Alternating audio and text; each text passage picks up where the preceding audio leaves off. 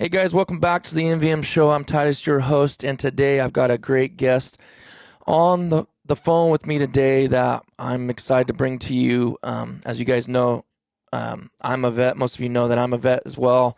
And anything I can do to support anything that has to do with military, Gold Star vets, or active duty, I'm stoked and pumped for. So today I have Craig Zimmer on the phone. How you doing today, Craig?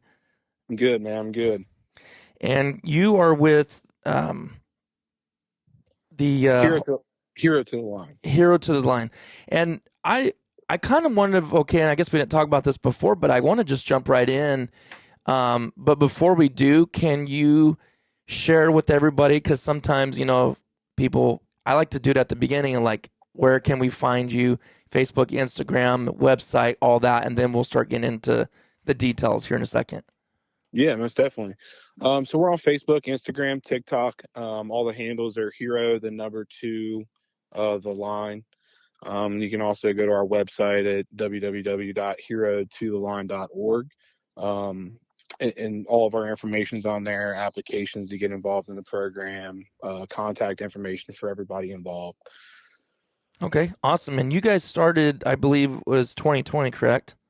Yeah, Okay. about in 2020. Yeah. And you guys, it seems from like, and you guys can check out, they've got some, actually, I don't know if that's public. Is your videos on YouTube that I watched, is that something we Yeah, can so have? you can.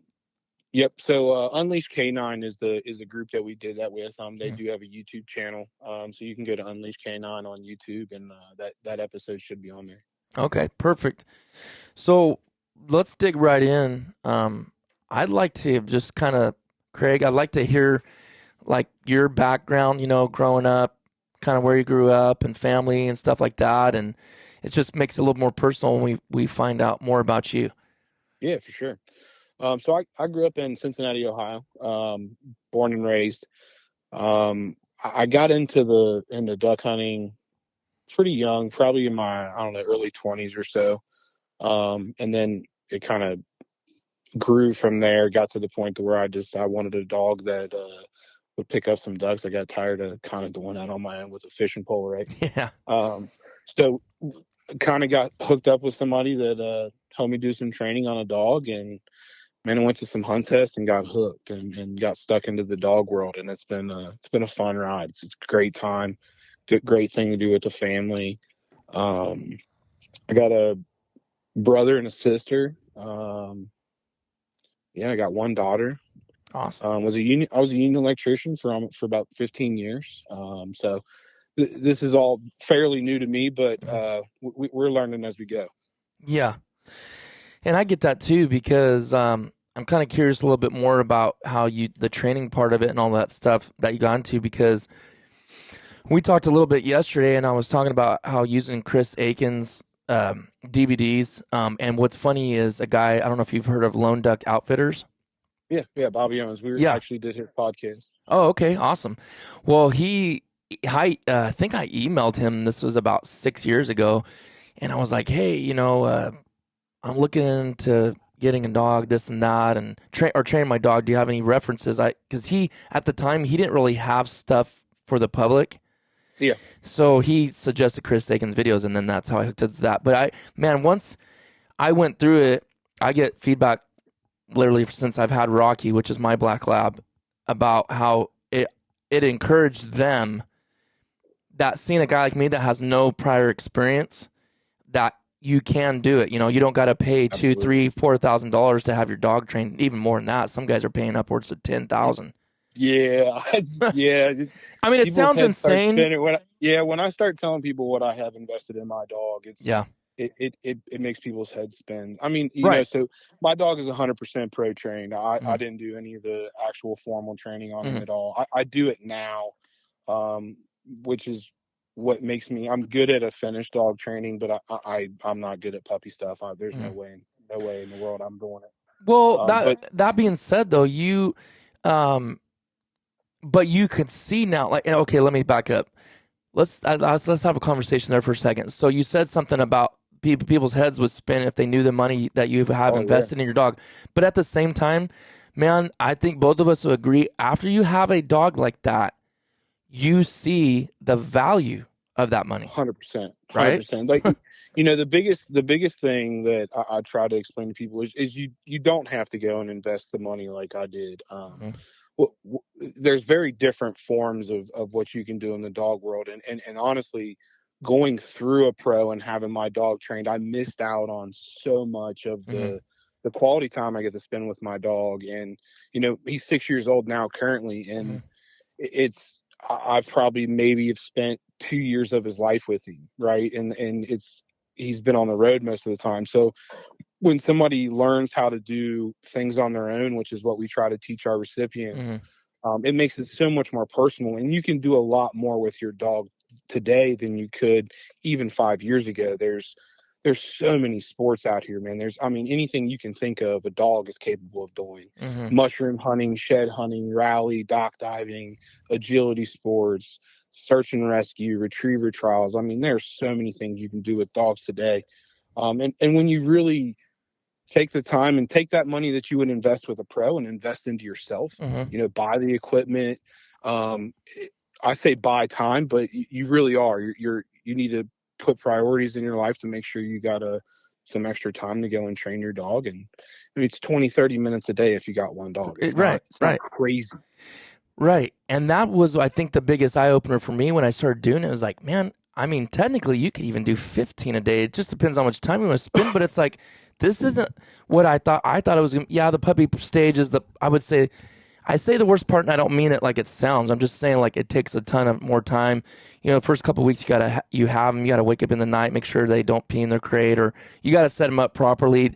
There's just little things like that. But in all reality, it's we're going to get into more of this because I want to hear all your stuff about the vets and all that.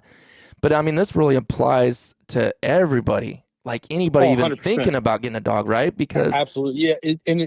Like you said, like crate training and stuff like that. So our breeder program, we go through and vet our breeders pretty good. And, and, Mhm.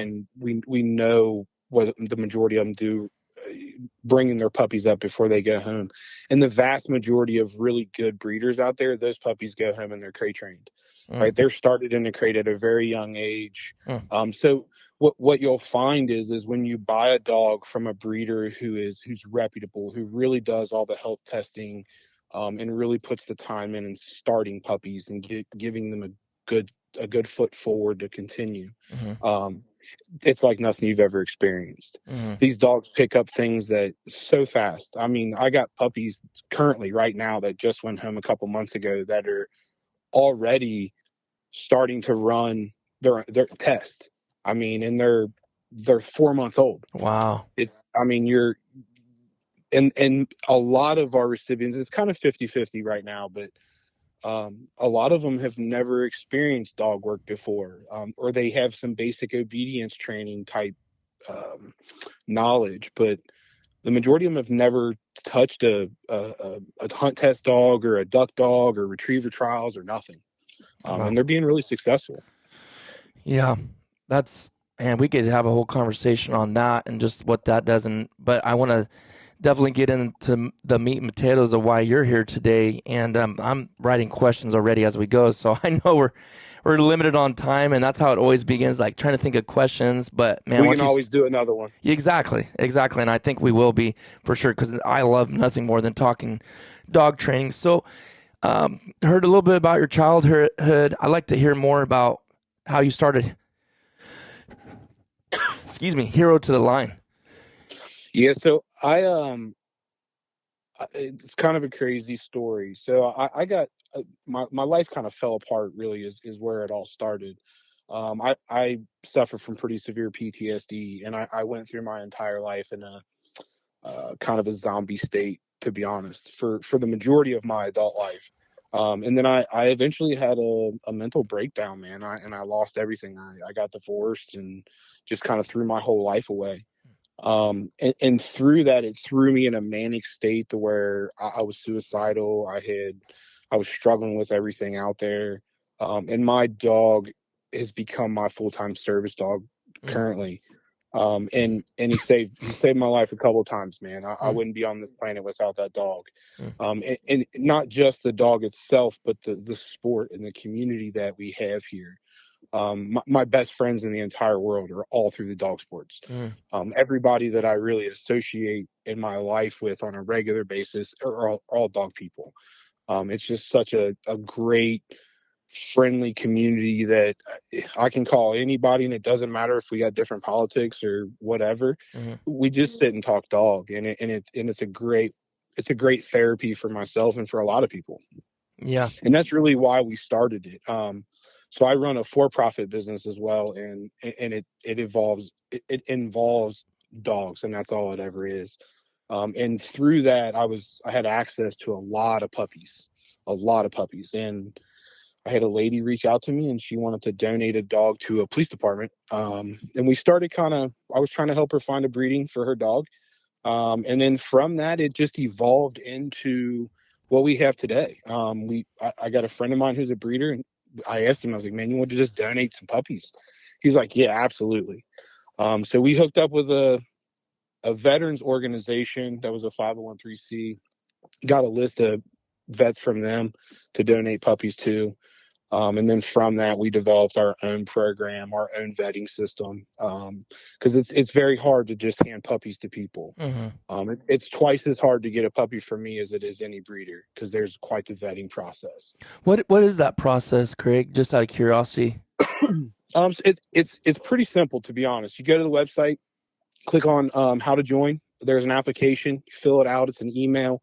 It's some very basic questions. I just need to know a little bit about you, your name, your address, phone number, a little bit about your time in the service, and that determines whether you're actually qualified to fit the program as far as your service, Gold Star, whatever you are. Mm. And then from there, we have a phone interview process, and Justin Dirks is our recipient coordinator. Um, he's a very special individual because of his job that he holds currently in the military. So he's the perfect person to do our interview process. He's skilled in negotiation and all kinds of other communication tactics. So he's really able to dive into their service career and keep people honest is the biggest thing. And making sure that we get a good fit for what we're trying to accomplish. We're very big into the dilute stuff, right? We don't allow it. We don't want nothing to do with it. It's nothing that we want our recipients to ever have to deal with. So we're pretty poignant about that when we talk to our applicants. Do you have a place to live that allows dogs for first off, right? Does your landlord let you have them? Are you mentally stable, right? Because you're placing a dog in somebody's home, and you're really trying to make sure that you're not putting them in a situation where they're going to end up abused or end up Right. left on the side of the road or something Mm-hmm. like that. So it's a lengthy process. Currently, right now, we're about a year or so out on applications. So I think I'm filled out to the end of 24, and Wow. we're taking more applications. And as we do, if you're brought into the program as, yeah, you're going to receive a puppy, but it's going to be X number of time, right? It could be a month, it could be a year. We bring those people in our community and allow them to participate, in our community chat, group chats on Discord, and really try to start help educating them ahead of time before they ever do get a puppy. So do they have to live nearby Ohio, or does it matter where they live? No, it doesn't matter where you live at all 50 states nationwide. Wow. So we can operate in all 50 states because the dog sports operate in all 50 states. Mm-hmm. This is a community-based thing. Our entire staff lives in completely different states. I'm actually the only one that I live in Southeast Indiana. My treasurer lives in Texas. My breeder coordinator lives in Texas. Our vice president's in Virginia. Our recording secretary is in Virginia. Recipient coordinators in Virginia, sponsor coordinators in Missouri. So we're scattered all over the country, and we got quite a field staff to kind of help us in different areas. And through our relationships with other people, just friends, clients of ours, all those types of things, different breeders, we're able to create a pretty big network to make sure that recipient goes home and has the people to surround them with to help them. Does it happen all the time? Some places are really hard to do it. There's a lot of places in the country that don't have a huge dog scene. So travel sometimes is a necessity for a recipient, but we try our best to make sure that everybody's got the best leg forward to be successful. Wow. Who, out of curiosity, who's some of your breeders? Is that something you could say publicly Oh or? yeah, absolutely. Here, I'll pull up a list here. So I think total, I think we have 26 or something of them now. There's there's a lot. They're all different varieties.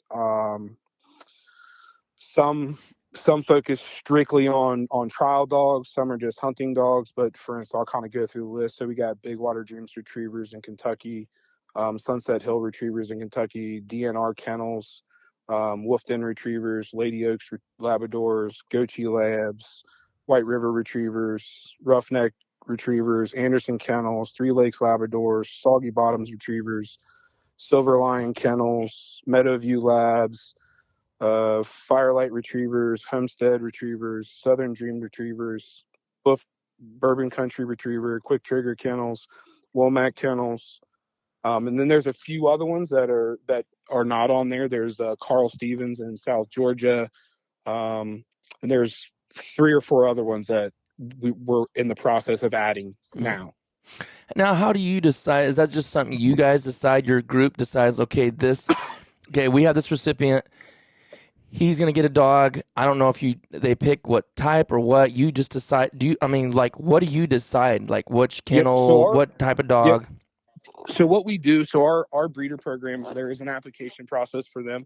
It's very similar to our recipient process, right? So they fill out an application online, we get basic info from them, and then our breeder coordinator conducts a phone interview. And there are contracts and stuff that we have for them as well to make sure that health clearances and all those things are taken care of. But what we do is we have a group chat with all of our breeders in it. I go in there and say, hey man, we got 3 puppies going home in August. Who's got puppies? And we let breeders, it's first come, first serve. Whoever comes up and says, I got a dog, this is what I want, okay, here, this is the breeding. And then what we do not allow our recipients to pick their dog for a couple reasons. Is one, I don't know what you're getting as far as 90% of them are labs Right. off the rip. Okay. There are occasions where I have access to other dogs like GSPs, golden retrievers, all different kinds of pointing dogs. I have access to those, but they're few and far between because in a lot of cases, it takes a very specific kind of person to give that dog to. The lab is super easy to give to pretty much everybody. So what we do is we take our 3 puppies, we say, okay, here's our 3 breeders, here's our 3 recipients. And I really try to pair up based off of personalities of breeder and recipient. And then we pair them 2 together. And then we try to make this process just like everybody else buying a puppy from them. They get all the puppy updates. They learn about the parents. They learn about the breeding, why it's special, and really try to get their breeder to become a bit of a mentor for them, and to try to help them grow within the sport with their contacts as well. That's So such. it's kind of a first come first serve basis. I mean, we have people all the time that want to donate puppies, and for us, I love it. But it's very hard if somebody says, Craig, I got a puppy, I want to donate one right now. It's not that simple. Right, because they got to be willing to do the other stuff with it, right? Yeah, because we have to make you go through an application process, and it's a first come first serve basis, and I'm filled out all the way till August this year. So right now I need puppies for November, which is our last giveaway for 23, and then we'll start rounding up who's got puppies for 24 all the way out to November. We do it 4 times a year, every quarter. Oh, that's cool. So, out of curiosity, what is the expectations from the recipients? As far as Well, what like, we want okay, them to do, because it's a big deal, right? Like, I mean, you're 100%. offering him an amazing line breed of dog, which you're not complaining about because I mean, these guys have fought for the country, are still fighting for the country, or whatever. But like with that responsibilities, I'm sure it comes with something. Like you said, you interview him. You don't want him just to go and then probably. Well, I'm just curious. What is that kind of from them? So what we obviously the way that the world operates is I can't force anybody to No, do anything, right. right? So, What's your but hopes, I what I should say, here right? Like, what here are you I'm gonna hoping? yeah I'll tell here's what I tell every recipient that I talk to, because I up until the last 2 or 3 giveaways, it was really kind of me having those conversations with people until we really got more of a formal kind of staff put together. Um, but what I tell every recipient when I call them and let them know that they're getting a puppy is, if you don't listen to what I'm telling you, your wife, your husband, and your kids are not going to like you at all. They're going to make you sleep outside, or they're going to make you move, because they're not going to have any toys, shoes, clothes, furniture in the house, because these puppies will destroy it. They Mm-hmm. will destroy your house, because these are not your average backyard run-of-the-mill Yep. dogs. They're Mm-hmm. not. They are bred specifically to work. These are Yep. working dogs. And that's really the whole point of what we do. Is what Here to the Line is about. Listen, we're not about giving puppies away. That's not what we're here Right. for, It's more than that. period. Yeah. We are here because I have a community of people that are some of the greatest you've ever met, and it's a very similar atmosphere to the military, because we're all here for one purpose, just like the service, right? So when you transition out of the service, you lose that sense of purpose, that sense of Mm-hmm. camaraderie with other people, because you all have something in common.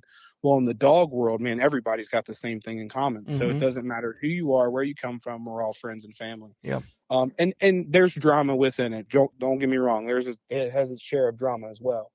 But what we're really trying to give people is a community and a purpose in life, right? I tell everybody all the time, we don't change lives by individuals, we change lives by generations. Because what happens is if I get you involved in dogs, Mm-hmm. see, just this conversation that me and you are having, you're going to be more interested in going and participating in more dog stuff now than you were a couple of days ago, Mm-hmm. right? And with that, your kids and your wife are going to by proxy participate as well. Mm-hmm. They're going to fall in love just like you do, because it's really impossible for you not to. I'm telling you, you show somebody a high level dog. I just did it today with the construction guy here at the place I live, and he already has asked me if I can help him do some work with his cattle dogs. Mm-hmm. Right, that he's got them and has never done nothing with them, and he wants to do some frisbee stuff. I'm like, cool, man, I'll help you out. Right now, from there, your kids, their kids, generations of people are going to stay involved in the sport. Right. And now, all of a sudden, instead of just one person getting something, I've given it to 13 or 14 others. Right. Yeah. That's a So good point. that, but the expectations for recipients really are just participate. Right, take this opportunity that we're providing you, because these puppies are worth about $2,000 in Mm-hmm. general. Mm-hmm. Some are more, some are less. It just depends on the breeder, it depends on the breed, depends Right. on the pedigree. There's a whole host of things that go into it, but the average dog is around $2,000. Mm-hmm. And to be honest, it's a very big injustice to take that dog and deprive it of a life of Right. what it loves to do. Mm-hmm. I mean, these dogs are bred to work. They're not your on the couch to just hang out with your dog. Yeah. They'll do service work, bomb work. It doesn't matter what it is. They'll take the task on and they'll perform it. So as long as recipients understand this is something for me, right? This is not like every other organization that comes out and they give you something and then they disappear. Right. Right? Doesn't matter what group it is. They all do it. They all come in, they give you something, and then a week later you're sitting around looking like, I'm still with the same people. Mm-hmm. I just happen to have a new car or a new house or whatever you're getting, right? Mm-hmm. Where here you look around and 3 months later you've got 15 new friends that you didn't have 5 months ago. Mm-hmm. Right? Or you all of a sudden have a family of people that are here to help you succeed in any level possible. Right? We've had a recipient lose his house by fire, and our community stepped up and really tried to push to help him as much as we could. Mm-hmm. The people sending products for his dogs. I had a guy donate kennels for him. Like, there's a whole host of things that the community came together to really drive and help our recipient. Mm-hmm. So as long as they put the effort in and do work, now there's going to be recipients that go home and take these dogs and do absolutely nothing with them. You're never going to get away from that. Right. And it doesn't matter what you do, but the expectation is just participate Mm-hmm. and give it an honest try. Because if you just try, I promise you it'll be successful. Yeah, and there's no way once you get involved and once you go through that, you're not going to turn back. You never see that. And No. like you're talking about giving the purpose and stuff, with these like prior military guys or active duty guys, and I know there's a lot that listen to my podcast, and I want to say I appreciate all of you guys out there that are listening in. Thank you for your service, past, present, or future. But that's the thing, is like you're talking about having that camaraderie. That's the biggest thing, is a lot of military guys we miss when you're away from it, because you can relate so tightly and so closely to things. And that's the thing I've noticed with dog training. Like, I can meet another guy at a hunting refuge when I'm out hunting, or I can meet him somewhere in another state and they see my dog, and sure enough, that conversation sparks up. And because we do the same thing with our dogs, we're like talking for 45 minutes with a total stranger, but yet you feel like you've known that guy your whole life. And having what you're having, like you said, is more than just getting a dog. It's something, if you're missing out on that, guys listening, if you want that, we all know everybody loves dogs, right? But then to get that on a second level, and not only that, I know this isn't the priority, Craig, but like to have, like you said, a high level dog. Oh yeah. That's just a cherry on the top, like, And that's the point, is like, for what I really want our recipients to be able to do is, in the dog sports, there's so many opportunities for career, right? You could become a professional trainer. You can do search and rescue as a hobby, or as an actual paid service. You can take your dog and teach it how to shed hunt and go out and find sheds and make jewelry, dog chew toys, knives. I mean, there's so many. Mushroom hunting. I got a friend of mine that does morels with dogs. I was going to ask you, I wanted to hear more about this. This man makes more money a year on mushrooms than I've ever seen anybody go to college ever make. I can promise you. Okay, you got to tell me. You got to tell me how you train for that. So it's just scent work. It's just like bomb detection or narcotics or anything like that.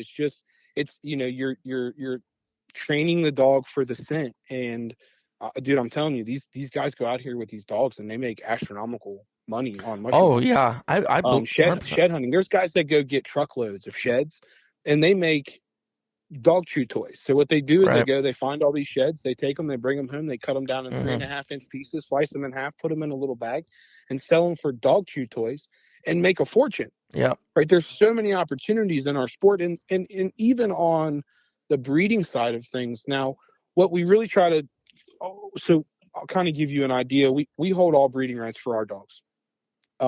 Because our recipients sign a contract with us that states they have to do very specific things in order to obtain breeding rights. Because breeding rights is one of those things that you can do limited registration on AKC. However, there's loopholes, right? And I'm not all about loopholes. I don't like loopholes.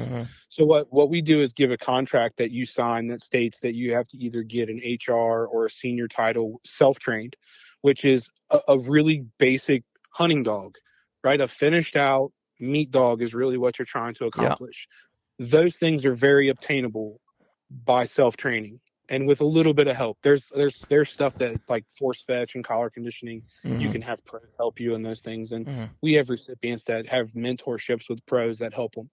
So with that, you can go out there and you can get the same title in different professions or different sports that are equivalent and get breeding rights as well. But that's left up to judgment by the board, to be honest, because there are some out there that really don't take a whole lot of work to obtain, and we want them to put the work into the dog before we give them that right. Well, what is that though? Like what? Because I'm familiar with those titles. So like, at what point? And I know you got to vote on it. I know there's different things you're saying, but like, general, what do you kind of? So let's just say APLA, which is a pointing lab organization. So if your dog is an actual pointing lab, and you go and you obtain I think it's a CPR is what it's called, and you obtain that same level of like a seasoned senior title in that profession, it's equivalent. Okay. Or dock diving. If you go and you do dock diving and you qualify for certain things, the way the titles work is what makes it difficult. So if you get so many qualified jumps and you're participating at a higher level, then yes, we'll give those to you. So for other sports outside of the retriever world, it's really up to the board of what they want to accept as an equivalent and what they don't. We haven't had those opportunities yet to really define that. So as those come up and as we go further, we'll define those a little better. Gotcha. But for right now, the retriever stuff is really what we focus on because that's the sport we all play in. And we're branching out into other disciplines as well, and really trying to develop those relationships so that we're more successful at it. But so if you self-train your dog, HR title, senior title, which is a pretty obtainable title for most people, and you can have some assistance, you can get breeding rights. However, you also have to go through a breeding class. So you got to be educated on genetics, OFA, hips and elbows, the dilute stuff. I mean, there's so many things that that are involved in breeding, whether you have a male or a female.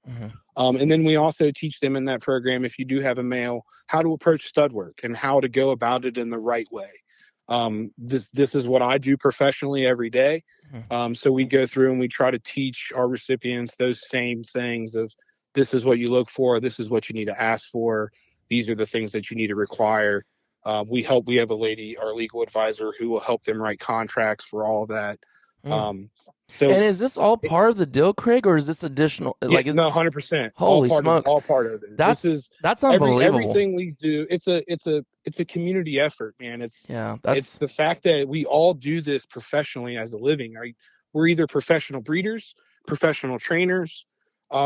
Myself, I am neither. I'm not a professional trainer nor a professional breeder. I run a marketing and advertising company, basically is what I do for a living, right? So I promote 36 stud dogs all over the nation, everything from national field champions all the way down to some really nice duck dogs. And then I promote about 50 or so, 100 litters or so a year, depending. This year, not so many because the market's horrible. But there's just a whole host of things you can do in the dog world. Now, if a recipient thinks that they're going to be slick and go and send their dog to a pro, sorry, but that's not the case. It's going to cost you about $10,000 to $15,000 in general in training fees, because we require you to have a hunting retriever champion title and a master title. Under no circumstances are you going to go obtain those for less than $10,000. It's not possible. Wait, say that part again. So you're saying you're requiring a master title for what?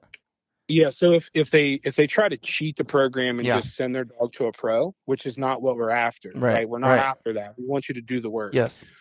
Then we require an HRCH, which is a hunting retriever champion title in the UKC and the HRC, and then we require a master title in the AKC. You have to have both titles, which requires you to go to a pro. And if you're going to pay a pro to do that, they're going to have to run quite a few tests. That's 8 tests on the HRC UKC side if they pass them all, and it's 7 tests on the AKC side if they pass them all. They're all about $100 a test, roughly $70, $100 a test, and that pro is going to be anywhere from $650 to $1,000 a month, and it's going to take you at least 6 months to a year to obtain that, depending on how good the pro is. So there's a whole host of things that, to be honest, keep people from cheating the program, right? It's all about getting you in the community and working. Right. It's not about you going out here and just making money off of it. Right. Well, here's the thing, and that's what I'm just kind of mind blown about, to be honest with you, is the access that is available to these recipients for free. Like the 100%. fact that you can talk to straight up world-renowned professionals when you have a question, or you can't figure something out, or you're having a tough time with force fetch, or now you're getting ready for your senior hunt test and you're stressing out, and that is like priceless to have that access. Well, so you were talking about the Chris Aiken training program. So we actually have a partnership with Freddie King, Freddie King's trainer program, and all of our recipients get that free of charge, donated by him and his group. Phenomenal way for recipients to start. Now, this is something that's fairly new. We have gone through and given it to all the past recipients as well. But every recipient coming out now gets that free program when they go home. They get that mentorship with their breeder. And then the majority of the time, and there are circumstances where there's not a lot of assistance where somebody lives. So it requires some time and travel for recipients. This is not a go home and all of a sudden it just falls in your lap type of deal. Right. It requires you to do some work and Oh put some yeah. effort into it. But if you do, just for instance, in our community chat group, just our community chat with our recipients and staff, there's people like myself, right? So I own a marketing and promoting company. I promote dogs all over the country, right? You have Guy Anderson, who's been a pro trainer for 30 plus years. You got Amy Smith, who's been a breeder for 10 or 15 years professionally, is one of the nicest breeders in the country. You have Deuce Williams, who's Bourbon Country Retrievers in Kentucky, one of the nicest breeders in the country. You have guys like Ryan France, sponsor coordinator, Justin Dirk, recipient coordinator, both professional trainers. Well, Justin's an amateur, but trains on a professional level. Ryan France is a pro trainer. Marie Madras, she's our social media coordinator. Manager. She's a pro trainer. We have relationships with all kinds of people. There's throughout our staff, there's probably 10, 15 professional trainers, 4 or 5 professional breeders, amateurs of all different kinds, whether they're amateur retriever trainer. We got people like Alexi Hartman, who does shed hunting, service work, detection. I mean, all kinds of different sports. So there's also people like Nicole, who is our substance abuse mental health advisor. So she's a professional in the mental health world. She deals professionally with substance abuse, mental health. So if you have any kind of questions, concerns, you need help, assistance, have somebody in your family that needs help, she's a point of contact. Our legal advisor, Stephanie France, she's there 100% of the time. If you have a contract question about a puppy going forward, or if you decide to branch out and buy a dog, she's always there to look at those contracts and help people out, write their own contracts if they need. There's just so many things that we can offer each other if we come together and teach as a community. That's what it's all about. So our community page on Facebook has 1,700 some odd people in it. They are professionals, amateurs, non-dog people. I mean, every vet's Leland Davis. He's on our staff as well. He's a veterinarian. He owns Reelfoot Vet Hospital down in Union City, Tennessee. So 100%, any question you have, we can answer, we can help with, and it's all free of charge. You just got to participate. If you participate and put the work in, man, we will help you succeed. You'd be surprised of what standing on a line, running a dog that you self-trained and getting a ribbon will do for you. Oh man. Yeah.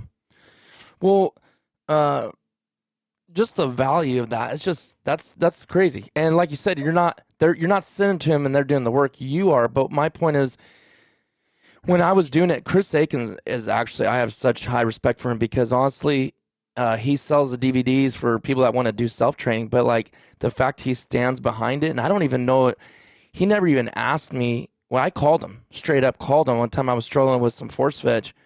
I had a question for him, and he took my phone call like I known him his whole life and helped me, took 10 minutes with me and never questioned anything. And I thought, man, that's really saying something, because when I called him, I told him I was using his stuff, and not, whether that was why he helped or not, but I thought, man, I only called him twice ever in that whole process.